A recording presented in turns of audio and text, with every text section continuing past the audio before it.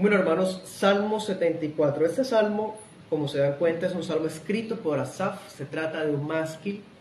Eso significa que tiene un estilo más bien contemplativo. Se basa efectivamente en una experiencia que aparentemente Asaf está viviendo y se queja ante el Señor como apelando por su presencia que los respalde en medio de esta tribulación tan difícil. Es importante tener presente que el autor es Asaf, y cuando hablamos de Asaf estamos mencionando a un cantautor levita que vivía en los días del rey David, es decir, siglo XI a.C. Eso nos sirve para limitar el espacio temporal en el cual fue escrito este salmo. Cuando uno lee el capítulo, uno se imagina la caída de Jerusalén, la caída del templo. Incluso hay quienes van hasta la caída por el Imperio Romano de Jerusalén. Y otros, un poco más atrevidos, van hasta el futuro de una caída de algo más de tipo hipotético, de acuerdo a sus ideas. Sin embargo, hermanos, no hay que hacer eso teniendo en cuenta el epígrafe del Salmo. Dice que es de Asaf. Esto nos puede dar dos indicaciones. Fue escrito por este hombre que se llama Asaf, o fue escrito por un descendiente de Asaf que vio la caída alguna vez. ¿Sí? Es más plausible creer en la primera idea, que fue escrito por Asaf. Así mismo aparece, más que de Asaf. No dice de los hijos de Coré, de los hijos de Asaf, no, de Asaf. Por lo tanto, no estamos pensando al leer ese capítulo en la caída del templo por Babilonia, ni por Roma, ni en un futuro, no. El capítulo más bien es como una especie de profecía, como anticipando un juicio que Dios iba a traer a la nación, ¿sí? Y por eso entonces Asaf ora por su nación y le pide a Dios su intervención para que los ayude a enfrentar lo que están en ese momento, o lo que él está viendo proféticamente en esa oportunidad. Podemos distribuir el capítulo en dos partes, del 1 al 11, vemos la apelación que hace el salmista, y del 12 al 23 vemos la petición, ¿sí? Una petición.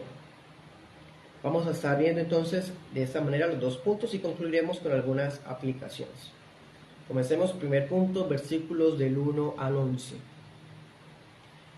Hermanos, uno de los autores bíblicos que más veces dice por qué es Asaf. Asaf se caracteriza por tener este atrevimiento en el espíritu de un intercesor, de acercarse a Dios y preguntarle por qué. No es como cuando alguien recrimina o reniega, realmente es una pregunta sincera, una pregunta que surge de la confusión de lo que se está viendo. Dice, ¿por qué nos has desechado para siempre? Es decir, en algunas oportunidades pareciera que Dios desecha como si estuviera abandonando o haciéndose a un lado. Pero eso se intensifica cuando él dice para siempre. Da a entender como si Dios los hubiera abandonado por un tiempo prolongado y que no se está viendo en qué momento va a acabar, ¿sí? Por eso él dice, ¿por qué? Para siempre, ¿sí? Versículo 1, recuerda algo muy especial, dice, somos ovejas de tu prado. Están viniendo a machacar, asesinar, perder las ovejas de tu prado. Y el versículo 2 dice, acuérdate de tu congregación o de tu iglesia. Esto es una oración por la iglesia que sufre. Este salmo es una oración por la iglesia que sufre. Esta iglesia fue adquirida desde tiempos antiguos, es decir, es un número de creyentes que Dios llamó desde la eternidad para hacerlos suyos, y Dios vino a redimirlos. En los días de Israel, Él fue personalmente, por así decir, para liberarnos a través de Moisés, Aarón y María. En el nuevo pacto no vino a través de profetas, vino Él mismo encarnándose en el Verbo. Entonces, Dios ha redimido a su iglesia para hacerla suya, su herencia.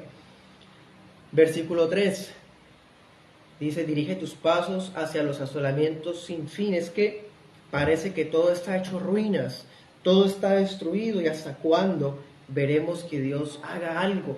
Versículo 4. Vemos gente impía, adversarios haciendo escándalos en los cultos, dice, en las asambleas. Estamos congregados cuando de repente vienen a sabotearnos, vienen a hacer burlas, algunos creen que tienen potestad sobre nosotros, vemos al Estado entrometiéndose en la iglesia, vemos a las religiones paganas atacando a la iglesia, por ejemplo la iglesia en la India que está sufriendo gran persecución en varias ciudades. Versículo 5. Y él hace una comparación. Esos enemigos cuando se meten a la iglesia parecen un grupo de leñadores que están talando árboles y no paran.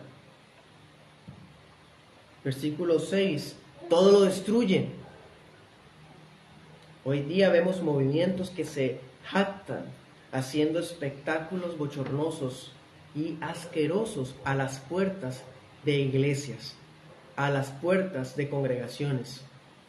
Vemos ahí entonces, hermanos, el levantar de los enemigos de Dios contra su pueblo. Y de ahí viene la pregunta, ¿por qué, oh Dios, nos has desechado para siempre? Porque parece que los impíos más bien toman más fuerza, vemos que toman el poder, vemos que están representados al 99% en los lugares políticos, los vemos en los movimientos ambientalistas, en los movimientos por los supuestos derechos humanos, y etcétera, y etcétera. Y Dios, ¿cuándo va a defender a su iglesia de estas personas? Versículo 7, le prenden fuego al santuario. Versículo 8, lo traman en el corazón, quieren destruir a la iglesia. Y por eso se levantan, dice aquí, contra las sinagogas de Dios. Eso es muy llamativo. Con base en ese versículo, el término que se usa ahí se puede traducir como sinagoga, aunque otras versiones dicen santuarios. Con base en ese texto, algunos piensan que este salmo fue escrito post-exílico, ¿sí? Sin embargo, con el epígrafe ya nos debe bastar, hermanos, nosotros los que abrazamos el texto recibido.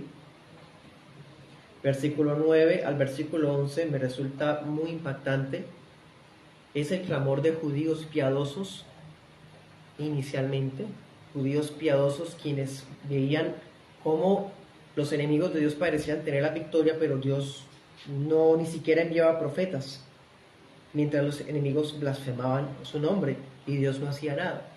En los tiempos de ahora, sin necesidad de clamar que no existen profetas, nosotros, y muchas veces, como anticipó el apóstol Pedro, que algunos tienen por tardanza la venida de Cristo, ¿sí? Entonces, ¿hasta cuándo el mundo va a destruir la iglesia, dañar la iglesia, lastimarla, matar sus miembros? ¿Hasta cuándo? ¿Sí? Versículos 12 al 23, segundo punto, la petición.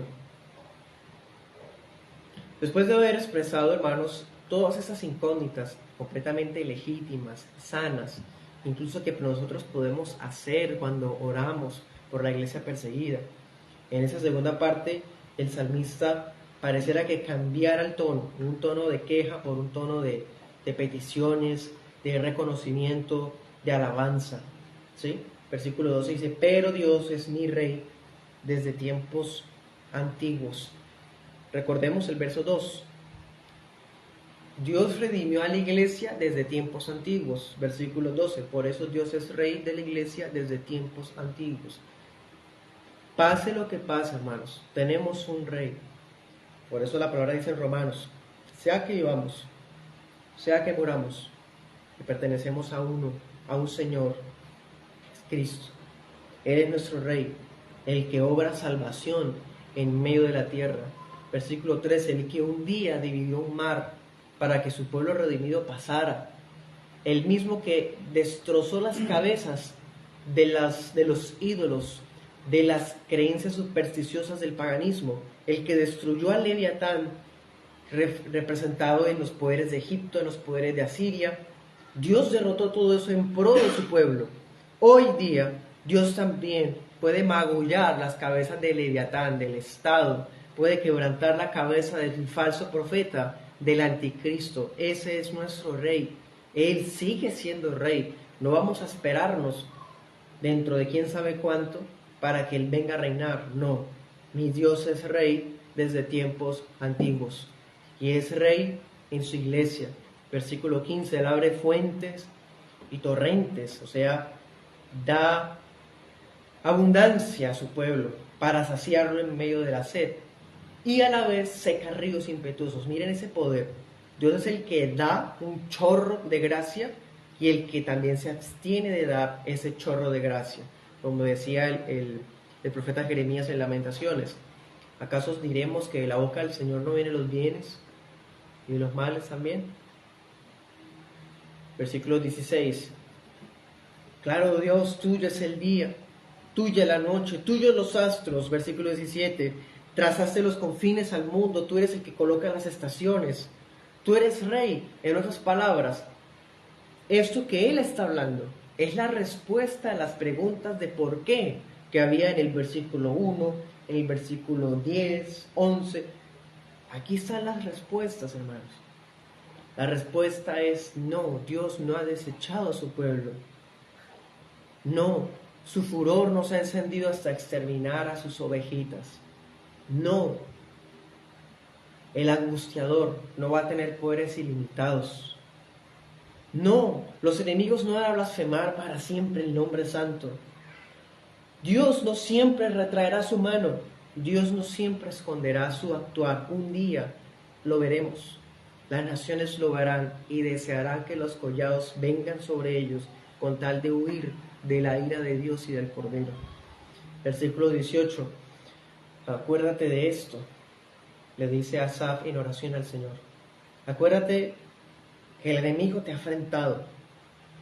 Es un pueblo tonto, es un pueblo sin sentido común, un pueblo que llama a lo malo bueno, que llama derecho fundamental a lo aberrante, un pueblo que llama libertad a la muerte, un pueblo que llama libertad a lo que no tiene ningún sentido. Ese pueblo es el que ha blasfemado el nombre. Dios se acordará de esto. Versículo 19. Este pasaje del versículo 19 es quizás, además del epígrafe, un verso fuerte para comprobar que el salmista no está pensando en la caída del templo ni de Jerusalén a manos de Babilonia, porque él está diciendo: no entregues a las fieras el alma de tu tórtola, de tu palomita. Recordemos el libro de Cantares.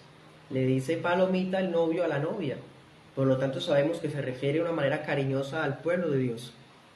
Y sabemos nosotros que por el profeta Jeremías, con Babilonia, el pueblo fue destruido por apóstata. En cambio, el pueblo en días de David estaba pasando su periodo dorado, ¿sí? Por lo tanto, encaja mejor el título de tórtola al pueblo de Israel en días de David que al pueblo apóstata de los días de Jeremías, cuando cayó a manos de Babilonia. Así que este versículo nos puede probar que efectivamente está pensando en días de Asaf. Bueno, versículo 19, a propósito, hay mucha gente que piensa que la iglesia no está en el Antiguo Testamento, y eso es completamente falso e ignorante. El versículo 19 dice: no olvides para siempre la congregación, ¿sí? La congregación de tus afligidos. Dice otra versión: la vida de tus pobres. La congregación, la asamblea, la iglesia de tus menesterosos. Una iglesia que realmente el mundo no es digno de ella, pero mientras estemos acá muchas veces pasaremos aflicción. 20. Ahorita le dijo acuérdate, y en el 20 vuelve y lo dice: mira al pacto, o sea, acuérdate. Acuérdate de las promesas, acuérdate del pacto que tú hiciste, pacto de gracia, porque los rincones del mundo se están levantando con violencia contra tu pueblo, Señor. Hace poco, en algunas estadísticas, se ha mostrado que Colombia se ha convertido en uno de los países con mayor tasas de persecución en el mundo. Y claro, eso no se publica, eso no se habla como en otras cosas. Efectivamente vemos moradas llenas de violencia, llenas de infamia, de inmundicias, hogares donde se permite el abuso, hogares donde se permite, bueno, tantas cosas, hermanos, bajas, oscuras, denigrantes, inmorales, viciosas. Versículo 21. Dios, que no vuelva avergonzado al abatido, sino que los afligidos y menesterosos alaben tu nombre. Qué hermosa petición, ¿cierto? 22-23. Levántate, defiende tu causa. Esto no es orando solo por nuestra denominación. Esto no es orando por los intereses egoístas de nosotros los seres humanos. Eso es orando por la causa de Dios, porque es la tórtola, la palomita del rey, la que está siendo herida por ese pueblo inmundo y muerto que está levantándose contra su pueblo. Acuérdate cómo el insensato te injuria cada día. No olvides las voces de tus enemigos. Hermano, aplicando ese pasaje al Señor Jesús,